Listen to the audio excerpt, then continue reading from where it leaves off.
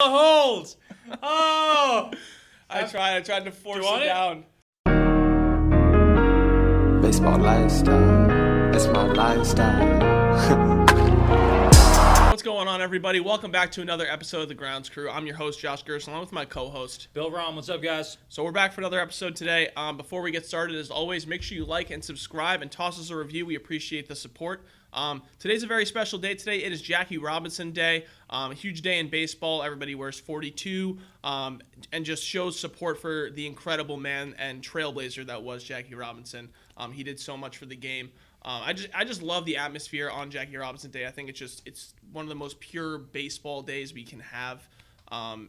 What are your thoughts on it? Because I just love this day. It's phenomenal. I love the day. I think especially with things that have happened in our society of late, it's that people have to remember that it's not a baseball day. It's a day where baseball in our country took a step forward, where racism and hate for people for the color of their skin wasn't the definition of whether or not you were good at a game. Yeah.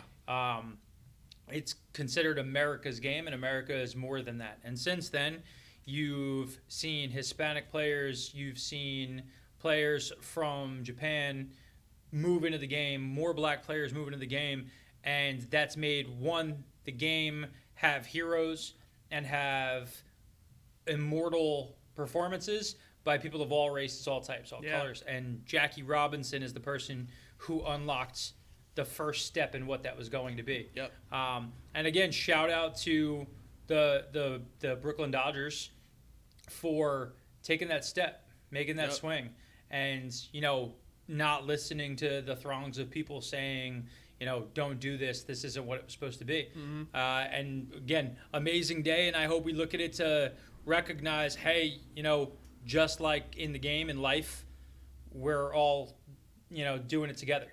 It doesn't matter who you are, where you came from, what you are, what size you are, what position you play, right? Just can you do what you need to do? Are you good at what you're doing? So be good people. So I hope people get that out of it. And then on the flip side, black players in the game are doing better. Yeah, right? They really are. For the first time in a long time, you are starting to see a bigger push. And I know years ago there was a CC Sabathia would talk about that he would go up to dudes that he met and they wouldn't speak English. Because, they were black guys, but they were Spanish. Right? And that was a very big disconnect for him in terms of, it's not exactly the same. Yeah. Now you have more players, again, our guy, Tristan McKenzie, right? Being a black athlete in America, but in a game that's predominantly been white for years, his opportunity, he's stepping in the footsteps of guys like Jackie. So awesome day, great day. I love that everybody brings a little bit more effort today.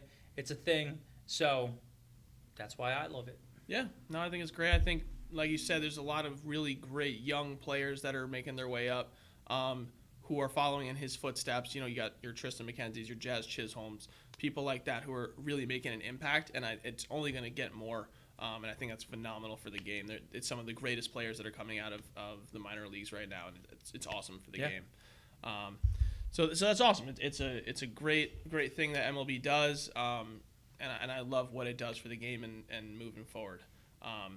Over the last week, there's been a lot of great stuff that's been going on as well. We got 2 no-hitters since we last met, since our last episode.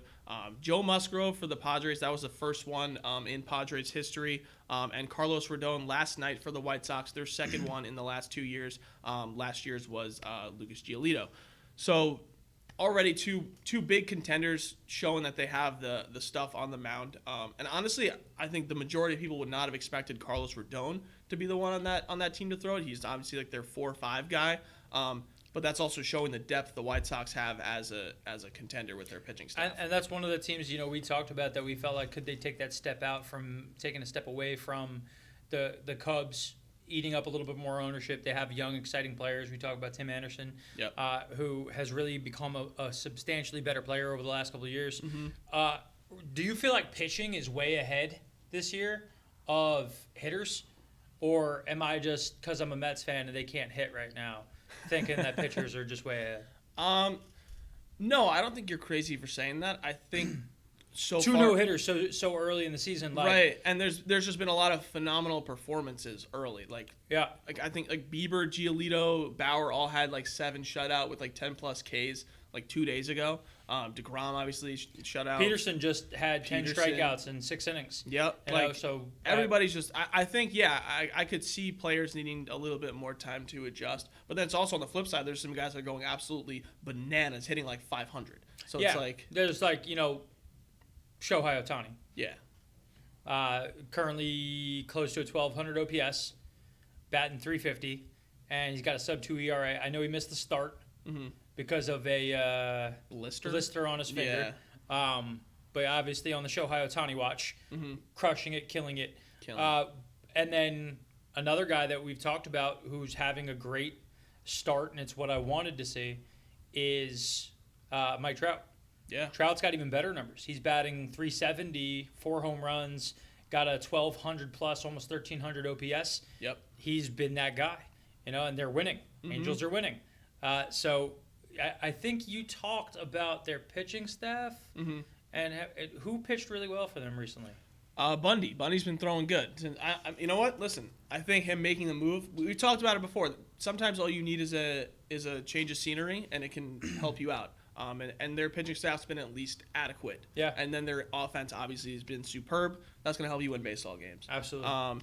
So, hopefully down the line they're a contender. Maybe they make a move for a more legitimized starter to add to that rotation, help out Ohtani, Bundy, Quintana, and make them, maybe someone to talk about as a possible contender for a championship.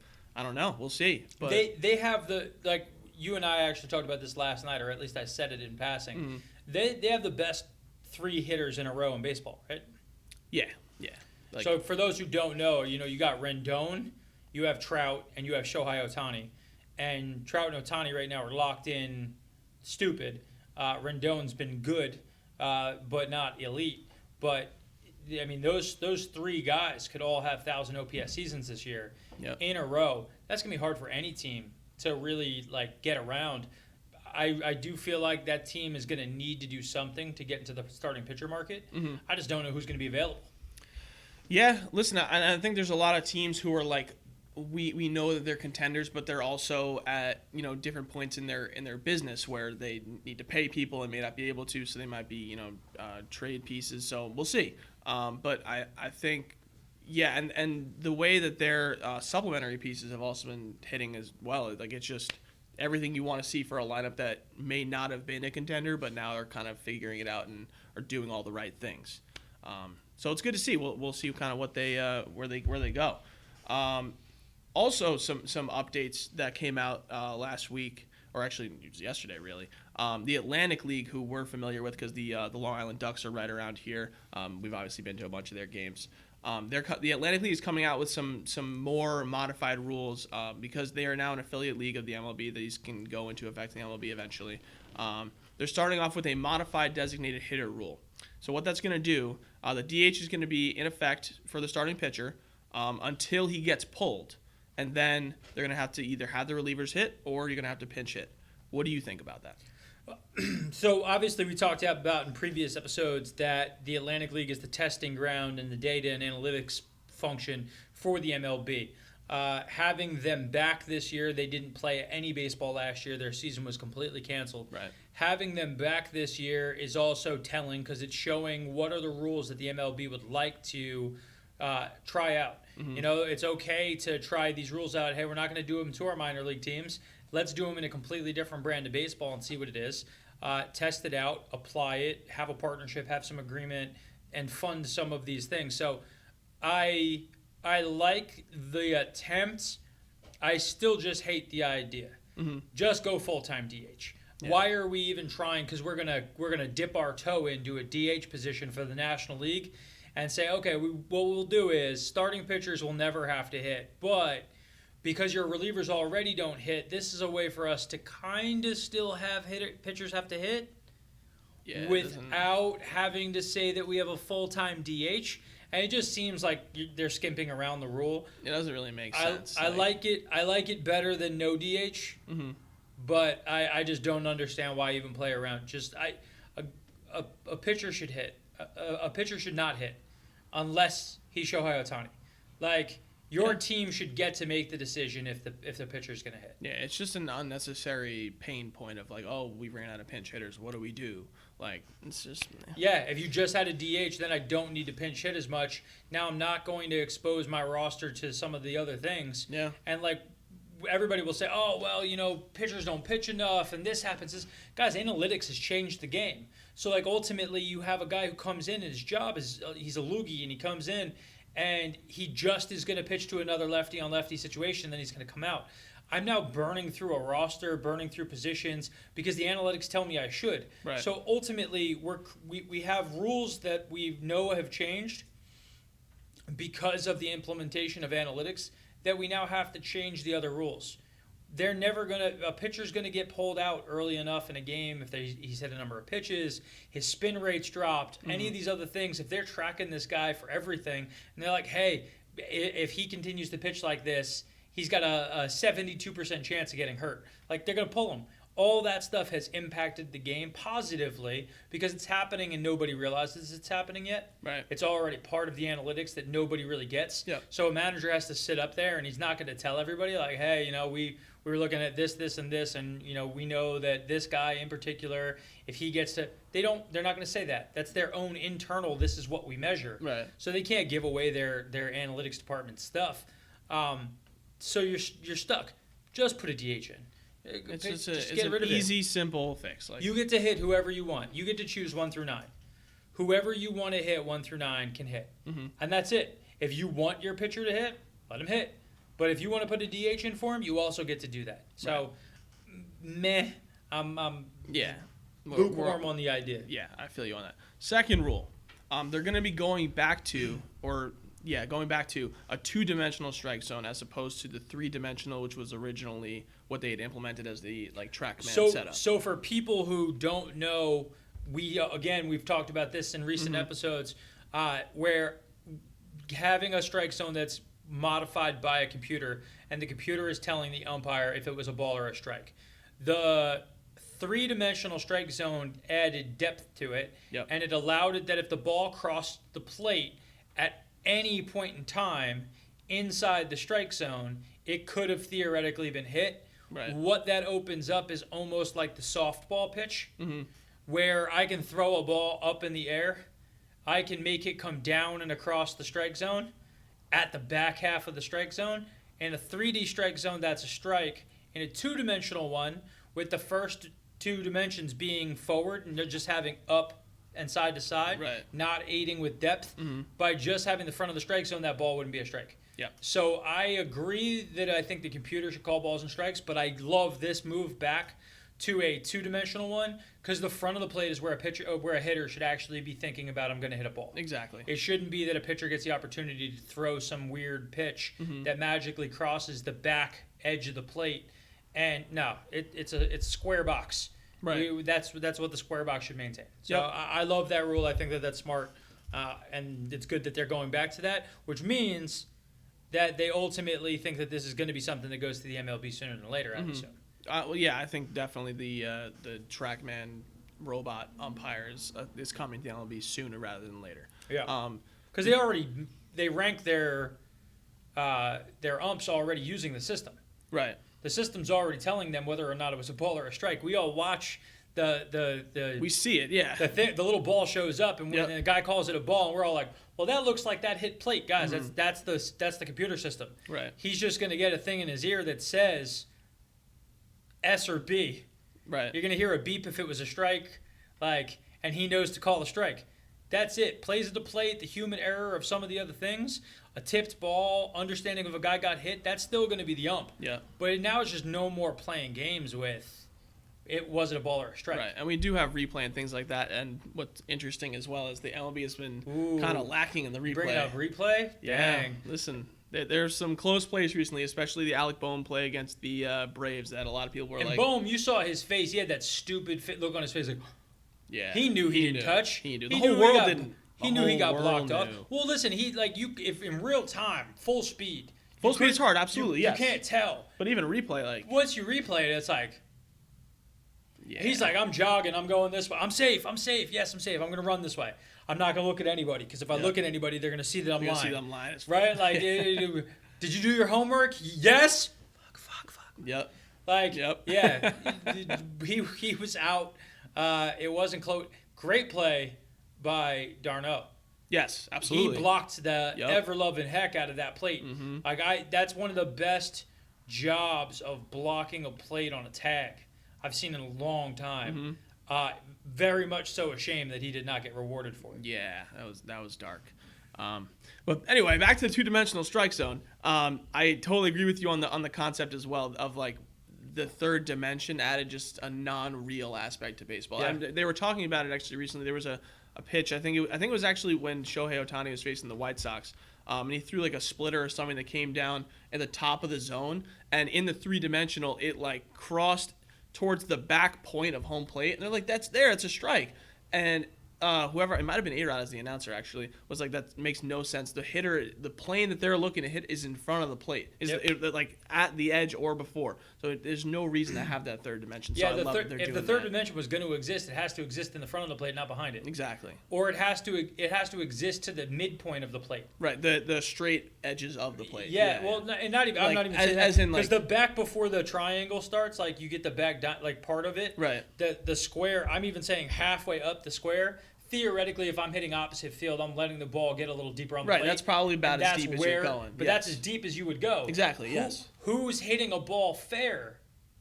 That's hitting the point on the back of the home plate. It is impossible. No person. No shot, yeah. So how could that possibly be a strike? So yeah, I mean, crazy. And the other person who throws a pitch that's similarly like nutty is dang, why am I blanking on his name? Oh man, he was Arizona Diamondbacks pitcher, weird dude. Zach Greinke. Greinke. Yes. Greinke throws the eephus pitch. 51 miles an hour. Where he drops this thing over and up in a 3D strike zone is going to call him, that's not a effing strike. Yeah. Get out of here, man. Like, no way. Yep. No way. What was he supposed to do? Shuffle backwards to hit it? Like, nah. So, yeah. Another one where I'm happy. This is one where I'm happy That's they cool. made the change. Yes, I like that update. Because they're now getting to this is feasible and they can use this. And then the third rule, which I put out on our Instagram, and I got some very interesting feedback about it. The third rule is going to be that they're going to test out moving the mound back to 1 foot away, so 61 feet. 1 foot further back. 1 foot further, yes. 61 feet, 6 inches. And they're going to do that halfway through the Atlantic League season. I don't know if I love I hate either when they're piece. doing it. Yeah. Because I feel like you're making a change, and now you're changing the dynamic a little bit. Yeah. I actually love the idea. Okay. If the goal is that we need more offense. But my question is, haven't we seen really, really great offense? That was my thought as well. Like, that's really where we're going anyway. So what are you guys trying to even it out because pitchers are throwing harder now? But And also, that's the thing is like when you look at when the mound was created, right? You're talking dudes probably were throwing 85 miles an hour. probably You know? yeah, And like tops. that dude was a stud. Yep.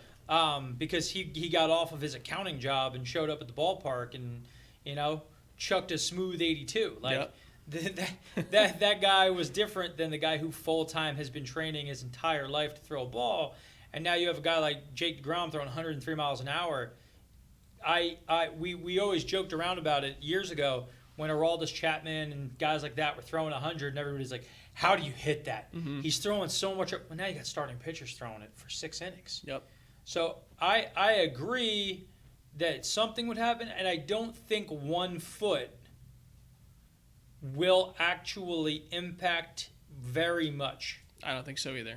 Because the reality is that there's already different, Yep. right? Yep. And what I mean by that is if you are a 5'8" pitcher and you stride from the rubber, at your release point, you are going to, let's say, be 52 feet away from the plate on your hand's release point. Mhm. If you are a 6'6" pitcher, Noah Syndergaard, Yep. and you stride out, you might be 49 feet away from the hitter. Yep.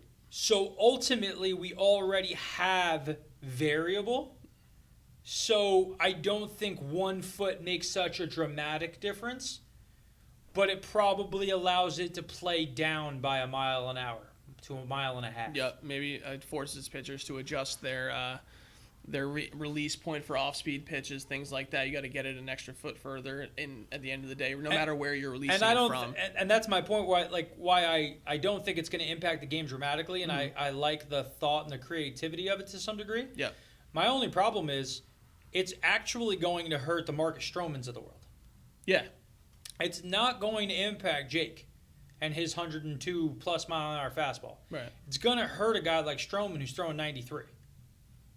Because if he gets by ground balls and deception and all this stuff, and you give the hitter a little bit more time, and he knows he's got a little bit, you're going to get more hits. He's going to get beat up more. Mm-hmm. So it's not actually helping the guys with less velo. It's actually making it much more. So you'll get offense, but you're still going to have domination. Right. The guy throwing 102 is now throwing 101. Like, that doesn't change. The guy throwing 93 is now throwing 92. That probably is a lot of a change because it's just something that a hitter can do better. Right. What are your thoughts with that?